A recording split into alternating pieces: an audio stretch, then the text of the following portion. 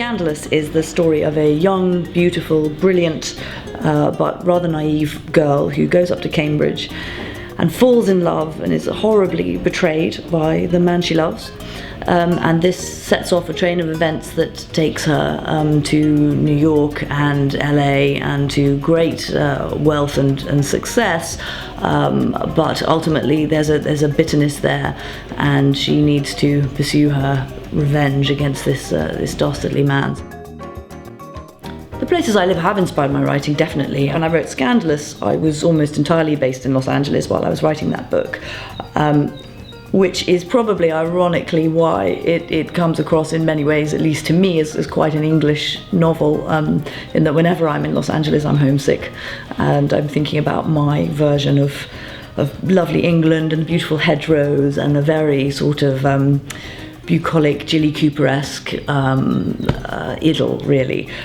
So I think, although the book is set between Los Angeles and England, and there's lots of glamorous LA scenes, for me what sort of sings the most in that book is rural England and my own longing for that. But Los Angeles is also home. You know, love it or hate it, it is a very glamorous city, it's a very exciting city, and particularly if you're going to write books, as I do, set in the world of television or movies or modelling, you know, it's fantastic to have that sort of inside track of both the good and the bad of LA.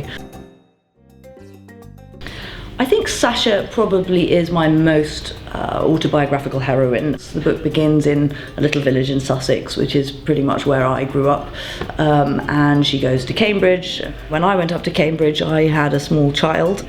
It was different in that regard, in that I was a young mother at Cambridge, but certainly it was a period of my life where there was a lot of uncertainty ahead.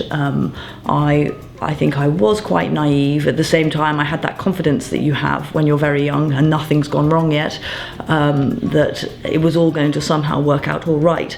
And I think Sasha begins feeling that way, and life deals her some difficult cards, and she's then forced through that to grow and to develop and to make her own way. For most of us, what you imagine for yourself when you're 18, 19, and where you find yourself in your 20s and 30s and older, is often very different.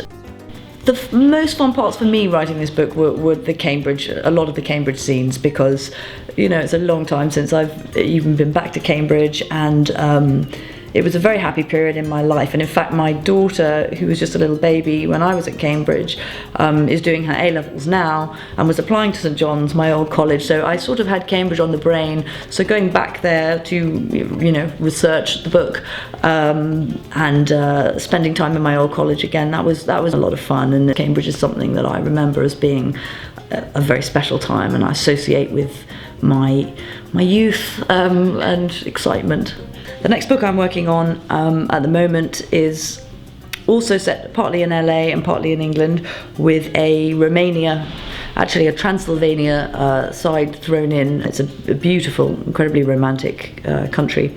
So this is a movie book about the shooting of a movie and a deathly rivalry between these two producers, directors, with obviously a lot of sexual rivalry and backstabbing thrown in. So that's what I'm working on now.